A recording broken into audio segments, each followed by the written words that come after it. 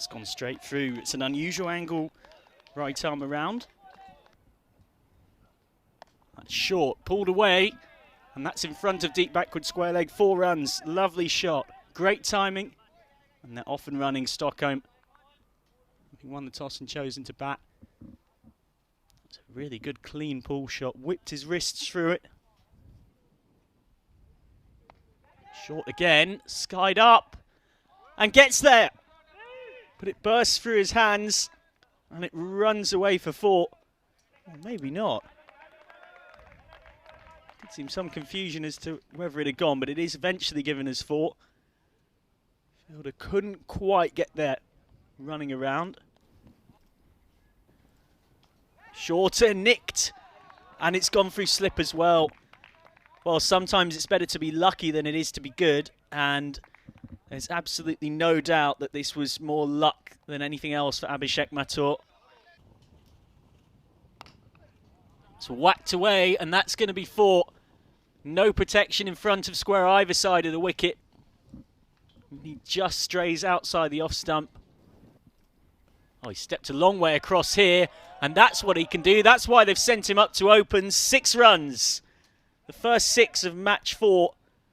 Abhishek Mathur going a bit unconventional. Look how far across he stepped. More flight that time. Too much flight. In truth, it's a low full toss. He's got this wide of long off, who misfields. 4 runs. Not a moment Sahil Prasher will want to remember. We've all been there as club cricketers. Oh dear. That is mashed away, and that is going to be 4. There's deep mid-wicket out there. It was only about 5 yards to his right, but he's now having to go on quite a jog to fetch it. This has gone straight up. Should be caught. Taken by the keeper. Takes responsibility, takes the catch. The partnership is over. And at the exact midpoint of this innings, 4 non-rolls finally have a breakthrough to speak of. 53 for 1. That's well struck. 6, and brilliantly caught at deep mid-wicket. Unfortunately for the 4 non-rolls, not by one of their fielders, but by one of our back-of-house team who's been working so hard to... But that one is taken.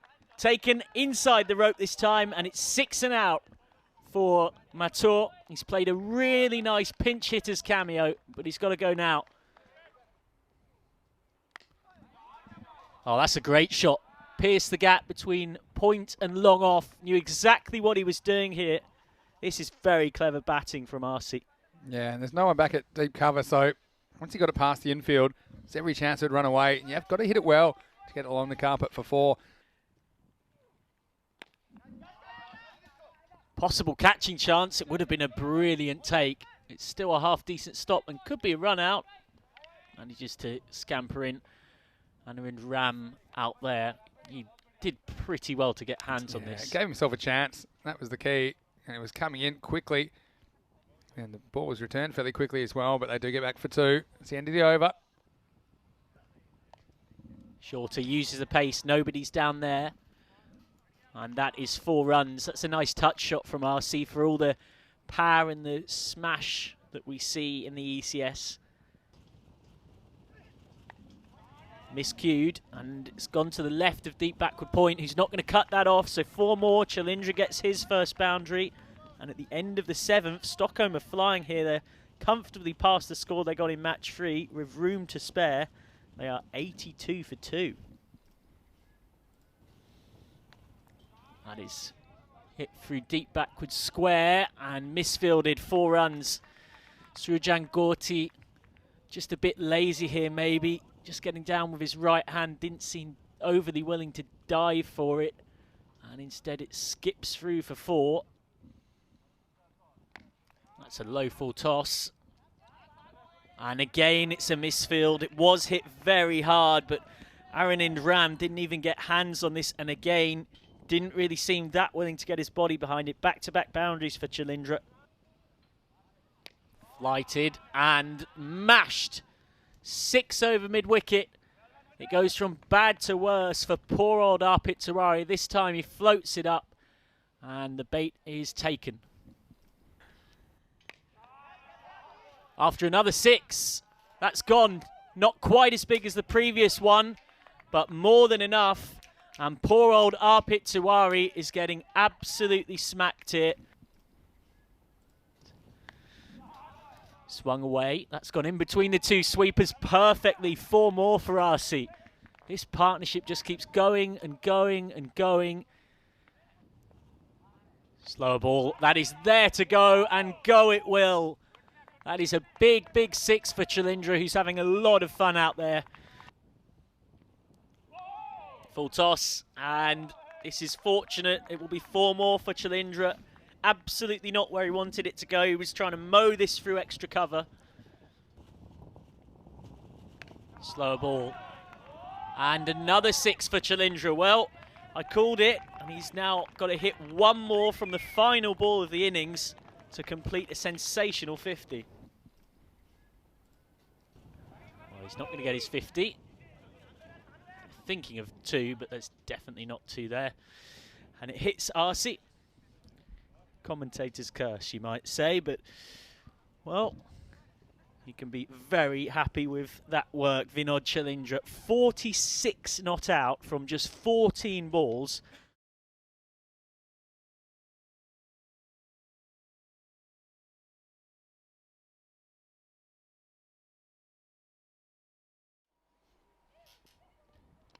Oh, brilliant! What a piece of bowling from Upadhyaya. Good luck keeping that out, and Janeja certainly couldn't. So Foreignom chasing 132 to win, lose their captain to the very first ball of the reply. Tries to get this away, but he's caught at mid-wicket.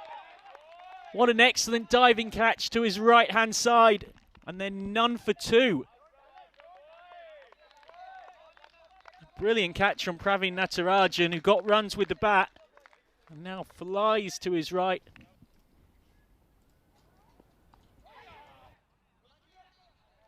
He's just managed to nibble this one away.